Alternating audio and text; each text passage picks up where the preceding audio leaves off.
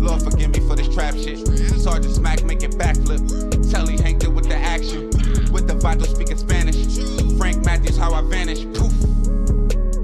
Came back like I'm King Tut. Gold BBS is on a beamer. When Fat Cat was 10 queens up. Ball off the profit, not the re-up. Fly like Puerto Rican Jesus. Uptown like I'm Baby May. Just caught a touchdown from the Bay. I never move with niggas like my age. I always move with older niggas. Niggas like my style, like my vibe. And I get busy. Like, I used to have to protect the older niggas. That's what I'm trying to tell you. I'm in junior high. I gotta go up to high schools with pistols to protect the big guys, bro. That's what I'm trying to tell you. That shit been like that your whole life. Yeah, this is facts. Now, if you check anybody, ask anybody from my neighborhood, they really know him. And they'll tell you that that's his baby. He come from up under him. Other than that, that attitude, you see how he be really talking like he ready to do it to somebody? Yeah, you know where that come from?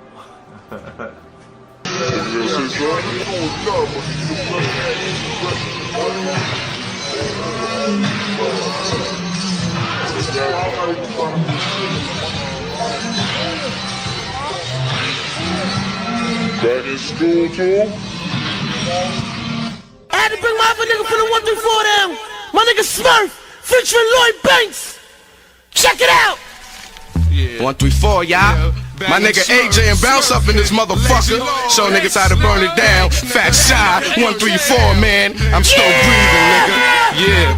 Check it, man. Where you at? Big bounce. Niggas talk too much, like snitches in the hood. Niggas want me dead, like slugs through my hood. Max by my side, somebody gotta die. Twin 4-5. I landed in Brooklyn in '88. I was around 7. That's when like when I first came to America and all that. So I landed on East 34 between Snyder and Tilden. Okay. You know? Okay. I lived out there for like 3 years before I actually moved to Queens. I moved to Queens like in '91. See, in Rosedale, Queens, right? That's not really South Jamaica, Queens. That's why I said when I started going to junior high school, that's when I started expanding my wings.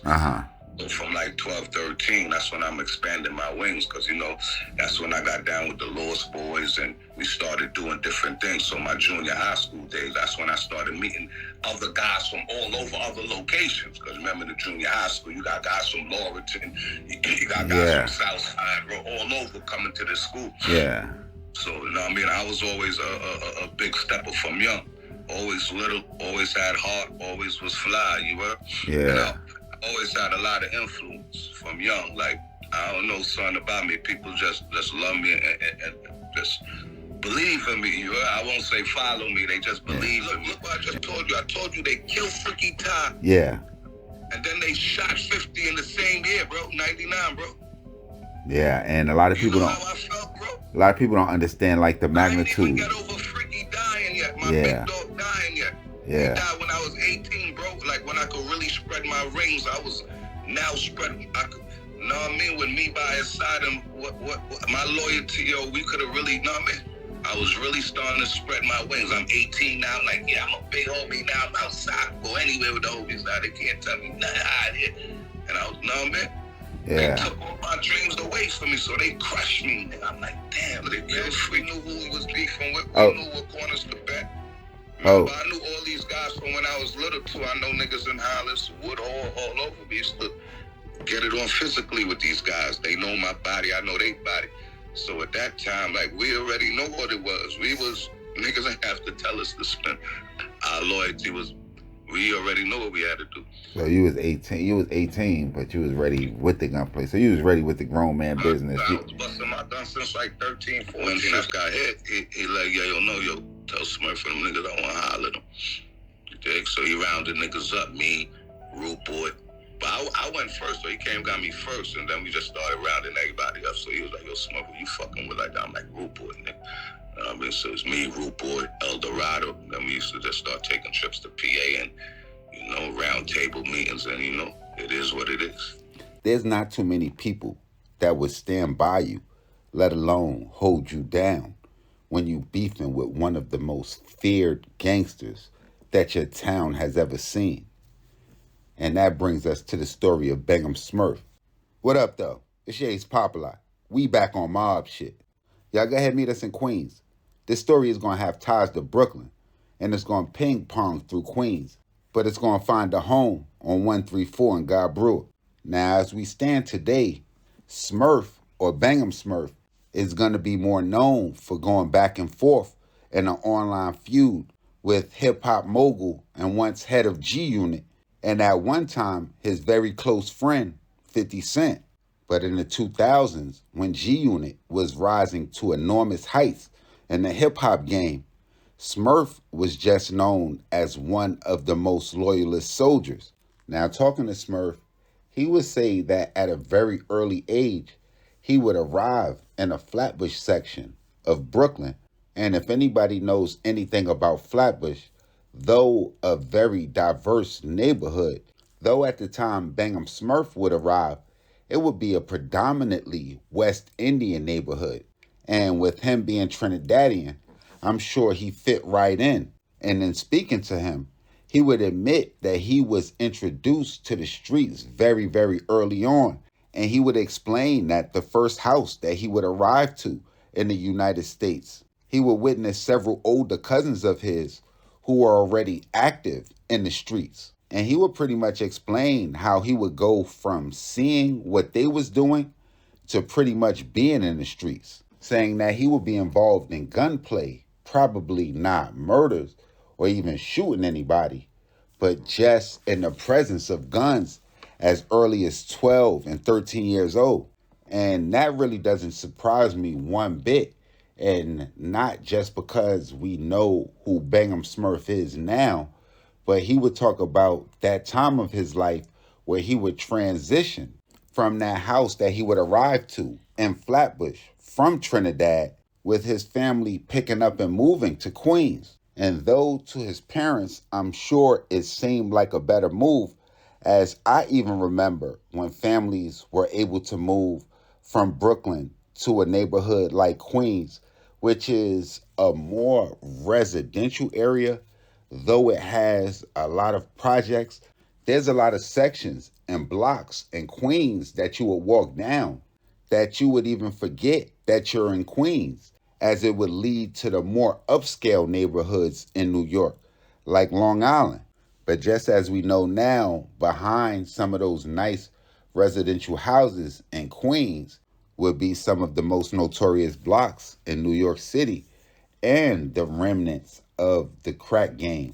And he would pretty much explain how he would almost immediately find himself linked to one of the most well-known and at that time notorious gangs that was running around Queens that would eventually turn to a platinum-selling rap group, the Lost Boys.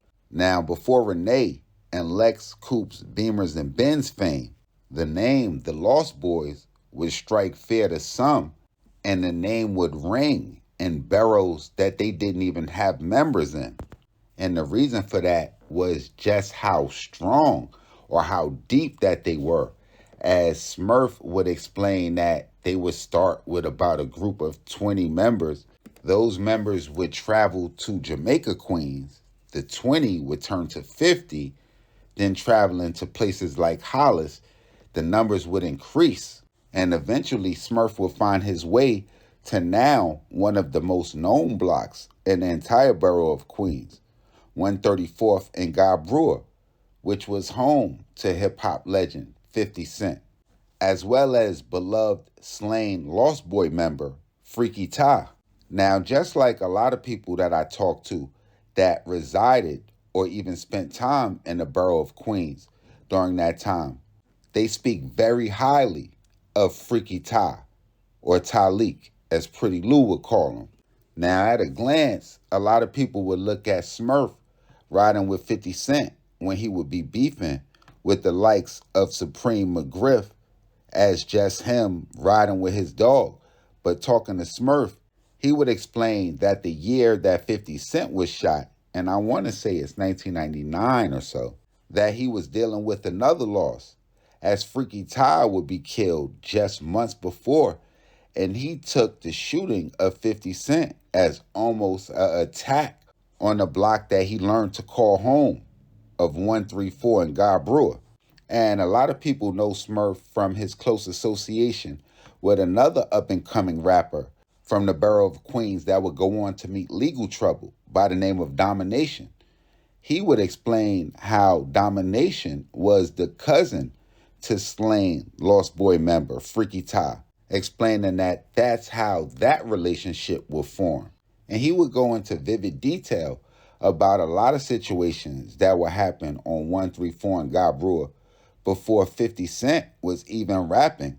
And he would talk about a DJ by the name of Rough Hands that would produce local mixtapes, which would be some of the first mixtapes that Lloyd Banks would be featured on.